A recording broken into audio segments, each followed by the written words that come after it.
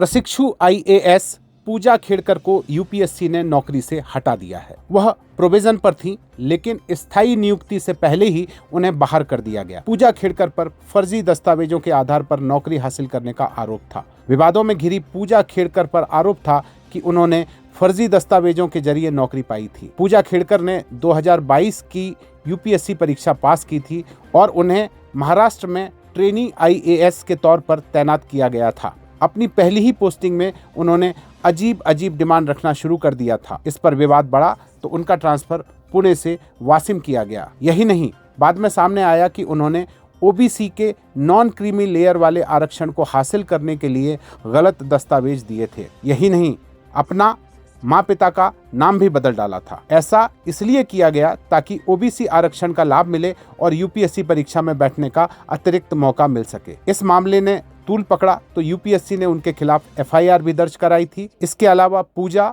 मनोरमा, दिलीप खेड़कर को कारण बताओ नोटिस भी जारी हुआ था। इसके अलावा उन्हें पहचान छिपाकर परीक्षा में बैठने का अतिरिक्त मौका पाने का दोषी पाया गया। नोटिस का जवाब देने के लिए पूजा खेड़कर को 25 जुलाई तक का वक्त मिला था, लेकिन उन्होंने 4 अगस्त तक का समय मांगा था। उनका कहना था कि इस दौरान मैं जरूरी दस्तावेज जुटा लूंगी। पूजा की अपील पर यूपीएससी ने उन्हें 30 जुलाई को दोपहर 3:30 बजे तक जवाब देने का वक्त दिया था। इस टाइम तक जवाब नहीं मिला तो फिर यूपीएससी ने उन्हें सेवा से बाहर करने का फैसला लिया। साथ ही उनके भविष्य में किसी यूपीएससी परीक्षा में सम्मिलित होने की संभावनाओं पर भी विराम लगा दिया गया है।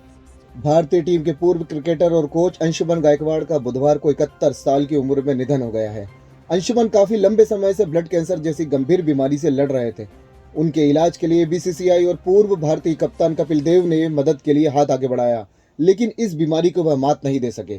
कपिल देव ने उनकी मदद के लिए अपनी पेंशन डोनेट करने का फैसला लिया था। बीसीसीआई ने भी मदद करते हुए उनके इलाज के लिए 1 करोड़ रुपए देने का ऐलान किया था, लेकिन कैंसर जैसी गंभीर बीमारी को अंशुमान मात नहीं दे सके और 71 साल की उम्र में उनका निधन हो गया। 12 साल के कैरियर में गायकवाड़ ने 40 टेस्ट और 15 वनडे मैच खेले, जिनमें उन्होंने 2254 रन बनाए। 1983 में जालंधर में पाकिस्तान के खिलाफ 201 रन उनके कैरियर का सर्वोच्च स्कोर था। उनके निधन के बाद क्रिकेट जगत में शोक की लहर है। पीएम मोदी से लेकर भारत के तमाम पूर्व और वर्तमान क्रिकेटर्स ने उनके निधन पर दुख जताया है। मध्य प्रदेश के पीडब्ल्यूडी मंत्री राकेश सिंह के नाम से फर्जी फेसबुक प्रोफाइल बनाकर लोगों से पैसे मांगने का मामला सामने आया है और पुलिस में शिकायत भी दर्ज कराई है। मध्य प्रदेश के लोक निर्माण मंत्री राकेश सिंह के नाम से एक फर्जी फेसबुक प्रोफाइल बनाकर लोगों से पैसे मांगे जाने की घटना सामने आई है। इस धोखाधड़ी की जानकारी मिलने के बाद मंत्री ने सोशल मीडिया पर फर्जी प्रोफाइल का स्क्रीनशॉट शेयर किया और लोगों से सतर्क रहने की अपील की। उन्होंने इस मामले में पुलिस में शिकायत दर्ज कराई है। मामले की जांच अभी जारी है। इस घटना के चलते लोगों को फर्जी प्रोफाइल और धोखाधड़ी से बचने के लिए सतर्क रहने की सलाह दी जा रही है। पीडब्ल्यूडी मंत्री राकेश सिंह ने अपने सोशल मीडिया साइट एक्स पर लिखा कि किसी असामाजिक तत्व द्वारा मेरे नाम का फर्जी अकाउंट बनाकर पैसों की मांग की जा रही है। इसकी शिकायत पुलिस को की जा चुकी है। आपसे निवेदन है कि आप सभी सतर्क रहें।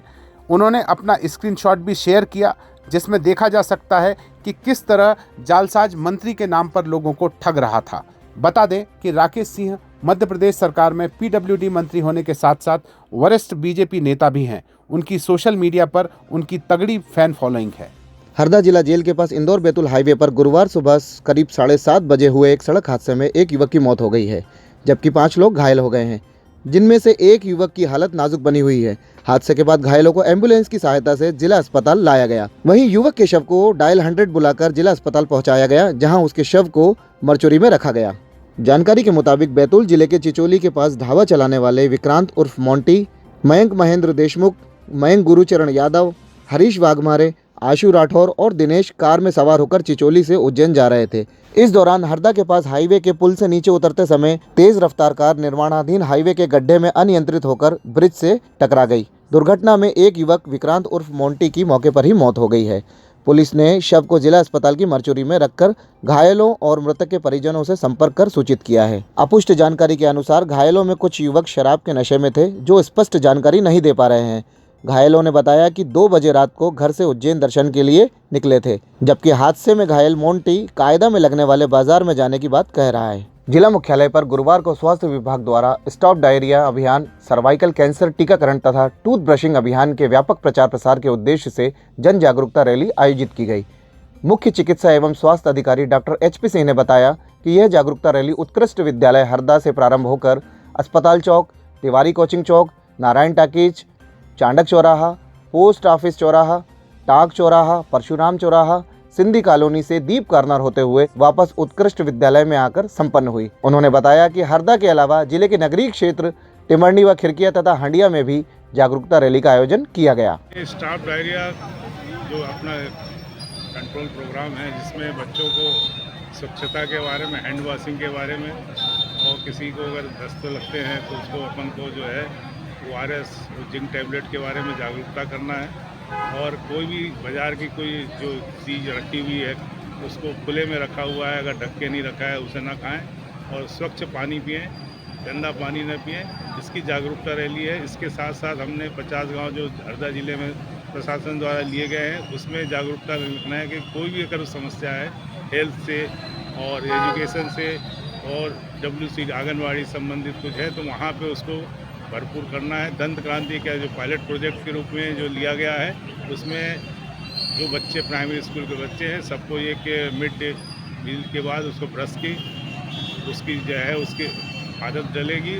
फ्लोराइड युक्त पेस्ट से उसका करा जाएगा और हर 3 महीने में उसका जो है परीक्षण करके उसमें क्या उपलब्धि है, उसमें क्या फ़ायदा हो रहा है, उसका जो है एक प्रोजेक्ट के रूप में लिया।